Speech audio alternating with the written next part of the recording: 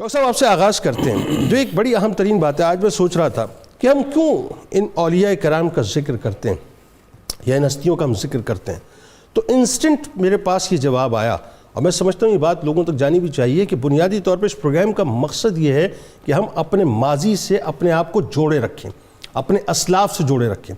ہم اسلاف سے جڑے رہیں گے، ماضی سے جڑے رہیں گے تو مستقبل ہمارے لیے بہت تابناک ہوگا انشاءاللہ. آغاز کیجئے، پہلے ہمیں بتائیے سلسلہ چشت کے بارے میں اور صابریہ سلسلے کی عظمت کے بارے میں، اور ساتھ ساتھ حضرت شمس الدین ترک پانی پتی رحمۃ اللہ علیہ کا خاندانی تعارف، آپ کے القابات.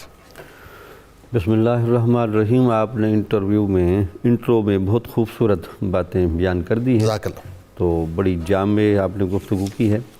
حضرت شمس الدین ترک پانی پتی رحمۃ اللہ علیہ، ان کو مشائخ چشت کے اندر ایک انتہائی جرت مند ولی کے طور پر دیکھا جاتا ہے. واہ.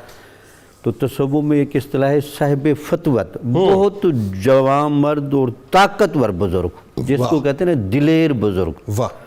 تو اسے اندازہ لگے کہ آپ کو بو علی قلندر کی مسند پر بٹھایا گیا، اس سے آپ خود اندازہ لگا سکتے کہ آپ کس ڈھب کے بندے تھے.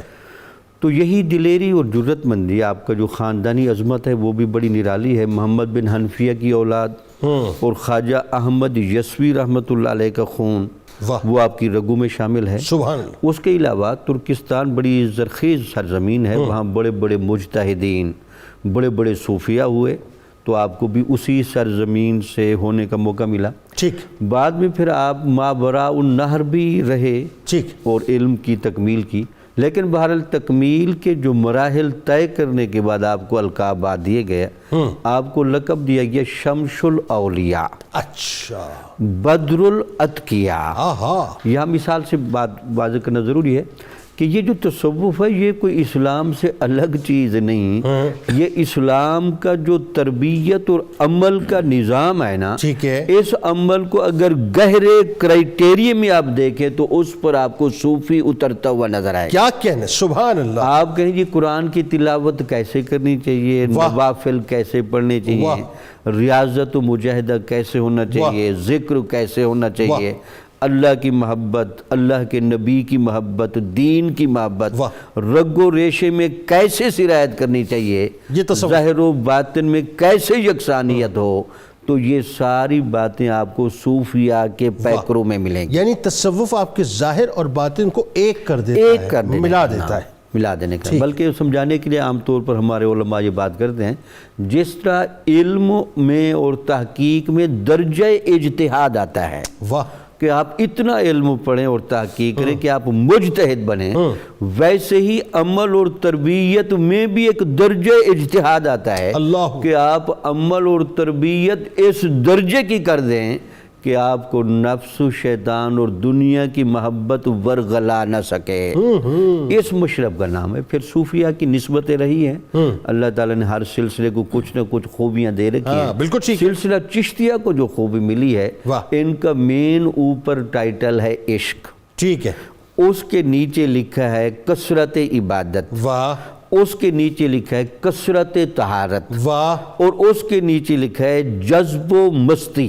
واہ، سبحان اللہ. یہ چار چیزیں ہیں جو سلسلہ چشتیہ کا ایک ترہ امتیاز ہے. یعنی یہ چار چیزیں ملتی ہیں تو سلسلہ چشت بنتا ہے. سلسلہ چشتیہ کا بزرگ سامنے آتا ہے. ٹھیک. تو یہی وجہ تھی کہ آپ چونکہ بہت جوامر تھے، آپ نے گلی گلی محلہ محلہ تمام اولیاء کی زیارتیں کی، فیض لیا، لیکن چونکہ بہت گہرائی تھی طبیعت میں، تو بابا فرید صاحب کی صحبت میں آئے تو اندازہ ہوا کہ یہ جو ایک گہرا عشق کی چاشنی ہے وہ یہاں ہے. تو آپ نے کچھ عرصہ تربیت فرمانے کے بعد صابر کلیت شریف کے سپرد کیا. اب صابر کلیت شریف والوں کا پہلے ذرا صابری سلسلے کے بارے میں بتائیے. سلسلہ صابری کے بارے میں وہ علاء الدین کلیت صابری رحمۃ اللہ علیہ، صابر صاحب کا جو مقام تھا، ان کے بارے میں یہ جملہ بابا صاحب کا کتنا خوبصورت ہے. آپ کہتے ہیں کہ میں نے سینے کے علوم تو دیے ہیں نظام الدین کو، اچھا، اپنی روح کے علوم دیے ہیں علاء الدین صابر کو. اللہ اکبر. اس وجہ سے کہتے ہیں کہ عشق کی زیادہ گہرائی، ٹھیک، زیادہ گرمی، ٹھیک، اور زیادہ تپش اور فنا کی گہری کیفیت یہ سلسلہ نظامیہ سے بھی بڑھ کر صابریہ سلسلے کو دی گئی ہے. اچھا کہتے ہیں. ویسے میری تصحیح فرمائیے دو باتیں. ایک تو یہ کہ ظاہر ہے آپ بھانجے تھے بابا فرید الدین مسعود گنجی شکر رحمۃ اللہ علیہ کے، اور غوث پاک سے بھی آپ کا تعلق تھا پڑپوتے؟ ہاں غوث پاک کی اولاد سے تھے، اولادوں میں سے تھے۔ اچھا پھر یہ کہتے ہیں کہ جو صابری سلسلہ ہے وہ انتہائی جلالی سلسلہ ہے، جی ہے نا؟ تو یہ جو کمبینیشن آپ کی شخصیت میں بنا حضرت شمس الدین ترکمانی بتی رحمۃ اللہ علیہ کے، ایک طرف چشتیہ مٹھاس ہے اور ایک طرف صابریہ جلال ہے، یعنی جمال اور جلال کا اسی وجہ سے آپ کو صاحب جمال اور صاحب جلال کا بھی لقب دیا گیا۔ اور آپ اپنے جب مرشد گرامی کی خدمت کرتے رہے 12 سال، تو علاء الدین صابر صاحب کے بارے میں یہ بات بھی مشہور ہے کہ آپ کافی عرصہ درخت کا تنا پکڑ کے عالم حیرت کے اندر اللہ تعالیٰ کی قدرت کو آسمان کی طرف دیکھتے رہتے تھے۔ اللہ، یہ آپ کی کیفیت ہوتی تھی۔ تو آپ جب ان کے پاس رہتے تھے تو شمس الدین کو چونکہ آپ بڑے پیار سے بلاتے تھے، آپ جو کچھ بھی کہتے وہ چیز شمس الدین پر بیت جاتی تھی۔ صحیح۔ تو وہ ان کو آپ نے بڑا دیا۔ پھر آپ نے خود بھی فرمایا، بلکہ ایک اور روایت میں ملتی ہے کہ خواجہ نظام الدین اولیاء نے فرمایا کہ میرے بھی بڑے بڑے خلفاء ہیں، لیکن اگر شمس الدین بھی ہمارے حصے میں آتا تو اور کمال ہوتا۔ تو شمس الدین اکیلا علاء الدین صابر کے دامن سے وابستہ ہوا، لیکن اس ایک کا رنگ بھی سب سے نرالا اور انوکھا تھا۔ اچھا ایک بات اور بتائیے، فائنلی پھر بات آگے بڑھاتے ہیں، کہ ایک تو یہ کہ آپ کو شمس الاولیاء بھی کہا جاتا، مشکل کشا بھی آپ کو مشکل کشا بھی کہا جاتا ہے۔ لگتا یہ ہے کہ صوفیاء نے جو اوراد اور وظائف کیے ہوتے ہیں، ان اوراد اور وظائف کی تاثیر بڑی نکلتی ہے۔ کہتے ہیں جی 1,00,000 مرتبہ کوئی بندہ کشادگی رزق کی نیت سے آپ کے نام کو جپے تو کئی ہزار تک پہنچے گا، تو رزق کی کشادگی شروع ہو جائے گی۔ یہ آپ کے نام کا وظیفہ، یہ نام کا برکت، اللہ، یعنی اس کی برکت ہے یہ۔